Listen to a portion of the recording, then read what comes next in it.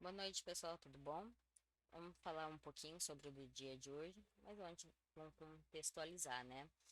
A gente teve um impulso, né, de, de baixa, uma lateralidade estreita, que a maior probabilidade era do mercado ter uma segunda perna na direção da primeira, né, devido a este comportamento do mercado, certo?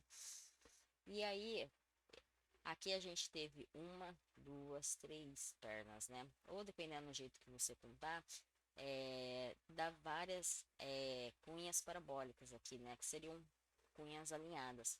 Quando isso acontece, aumenta a probabilidade de ter uma correção um pouco mais profunda, né? Aqui, nessa barra, assim, até que em baixa probabilidade, era um pouco mais arriscada, devido ao momento que estava vindo, né? É, Tava num suporte importante, que não cabe agora falar, né? Tinha alcançado uma projeção e só que era meio arriscado devido ao momento. Aqui na barra 40, essa outside, na formação dela já era uma boa entrada, era uma segunda entrada, né? E que aí a gente esperaria duas pernas a partir dela e uma correção que iria acima da média móvel, né? Que daria aquele setup de gap de média móvel que tentaria retomar a tendência de baixa. E na retomada de tendência de baixa, 60% das vezes forma um padrão de MTR. Só que aí que a gente começa a analisar, né? Que essas correções praticamente não conseguem ficar abaixo da média móvel, né? A gente teve aqui uma excelente perna de alta, né? Que ela rompe esse topo dessa lateralidade aqui. Tem uma barra que fica mais de 50% acima do ponto de rompimento, só que ele não consegue buscar a base dessa perna climática aqui, dessa cunha, né? Ela acaba falhando. E quando isso acontece, a gente cai num dilema, né? Que isso daqui no tempo gráfico maior, isso aqui é uma barra de tendência, não importa qual tempo gráfico que seja, mas isso aqui é uma barra de tendência. E toda barra de tendência, ela é parte ou é um clímax, né, ou parte dele, e uma exaustão. E quando o mercado reverte, busca a base, esse clímax, né, aí existe um impasse entre compradores e vendedores. Se compradores ganharem essa briga, isso aqui vai ficar uma grande lateralidade e podendo romper acima tal, aí tem que analisar o barra barra, mas se os vendedores acabam ganhando, ele projeta, seria uma falha de fundo duplo, e ele acaba projetando essa barra de tendência no tempo gráfico maior, que seria a linha de pescoço, né? Ele projeta abaixo, mas isso nunca aconteceu. Um exemplo desse caso que eu tô falando aconteceu aqui, né? A gente teve um excelente é, rompimento, né? E no tempo gráfico maior, isso daqui era uma barra de tendência, né? Só que ela não conseguiu se mensurar. E o que que aconteceu? Quando chegou na base dela, houve uma briga, só que os vendedores acabou ganhando. Então a projeção dessa perna aqui era aqui, né? Então era mais ou menos isso que a gente esperava ali, mas acabou não acontecendo. E os compradores acabaram ganhando, mas foi muito lateral. Mas o que a gente observava?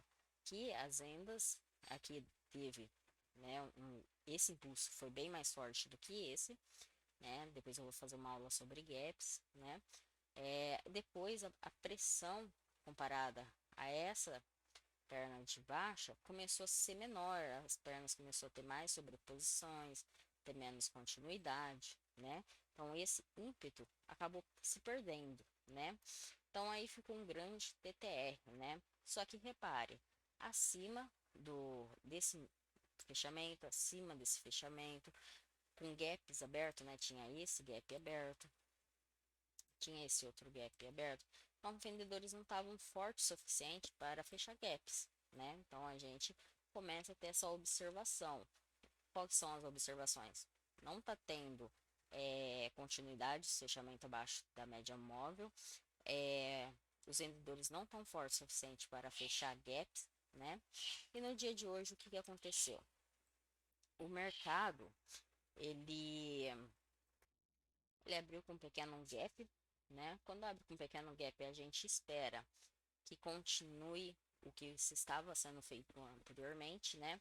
E abre com uma barra doji, né? E depois uma barra inside, né? Aqui eu acabei fazendo uma venda, tá?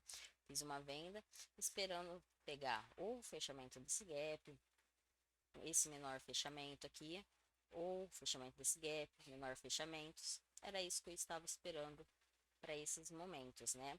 A tentativa de retomar a tendência de baixa aqui, né? E alguma falha para poder pegar uma boa MTR para cima, né? Para estar pegando a reversão dessa perna. Só que o que aconteceu, né? A B3, né? Voltando aqui, a B3 foi uma excelente barra de entrada. Quando você tem uma barra de entrada que é na mesma direção da sua operação, isso aumenta a probabilidade. Só que repare, ela já teve uma sombra inferior, demonstrou que nos últimos segundos houve compradores. Isso já não é muito legal. A primeira barra, a barra seguinte, né? A primeira barra seguinte foi uma barra com corpo de alto, fechando quase na sua máxima, né? Só que estava mais para uma armadilha de, é, de compradores, né? Quem comprou aqui provavelmente iriam ser estopados aqui, então não era uma boa compra. E a outside, quando ela acontece, o que eu esperava? Com armadilhou os compradores aqui, eu esperava que o que tivesse alguma barra de impulso, né? Fechando praticamente na sua mínima, né? E não foi isso que aconteceu. O que aconteceu é que na mínima dela houve compradores. O que que demonstrou isso? Que a gente estava tendo venda de scalp. Vender acima dessa barra, realizaram abaixo dela. E isso não é muito legal. E a gente teve uma cunha aqui, né? Um canalzinho que ele tentou ser ultrapassado e falhou num tempo gráfico maior. E tivemos uma H2. Então, acima da B6, eu acabei invertendo a minha posição, né? E levando mais acima o mercado, né? Eu pensei que iria estar chegando, né, na máxima desse dia aqui, né? Na máxima desse dia aqui, mas por um tique acabou não chegando, né, nessa máxima, mas o mercado acabou, os compradores foram fortes o suficientes para fechar esse gap que estava aberto aqui, né? Era um dos objetivos também. Então, aonde eu acabei saindo, né? Eu acabei saindo no acionamento dessa barra aqui, nessa barra de baixa, né? Como era uma falha, ela foi uma barra bem climática, acontecendo tarde, né? Já era uma puxada, duas puxadas, três puxadas, quarta puxada ou quinta, dependendo do jeito que você contar, né? Então, ele alto nesse então, agora formou uma lateralidade bem maior, né? Ela conseguiu reverter essa perna praticamente, né? E uma vez que acontece o objetivo, quando atinge um objetivo, o que que acontece? O mercado tende a ficar bem lateral, né? Porque os compradores já foram até onde queriam, né? E aí, a menos que tenha uma correção sem fim ou pressões muito fortes para uma reversão de toda essa perna aqui, o mercado tende a ficar assim, né? Então, acabei saindo aqui nessa operação.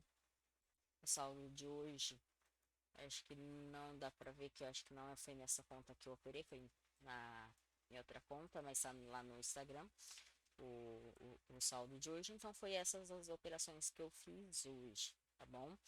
E aí, o que esperar de amanhã, né?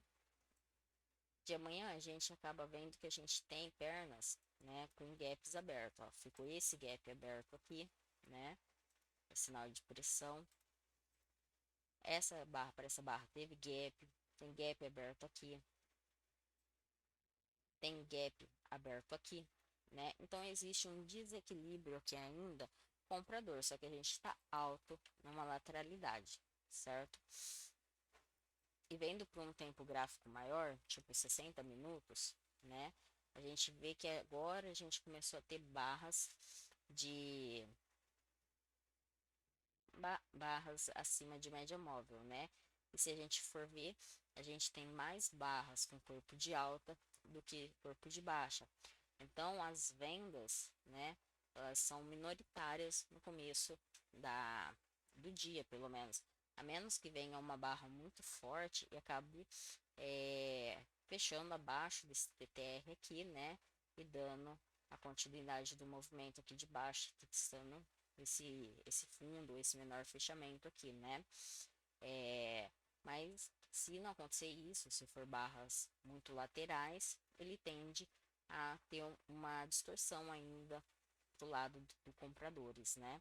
Mas aí tem que ser lido o barra a barra mesmo e vendo o mensurado do dia, tá bom? Por hoje é só. Curtam, compartilham e mandem as dicas que vocês têm ou dúvidas para que eu possa vir comentar com vocês. Até mais, tenham uma boa noite.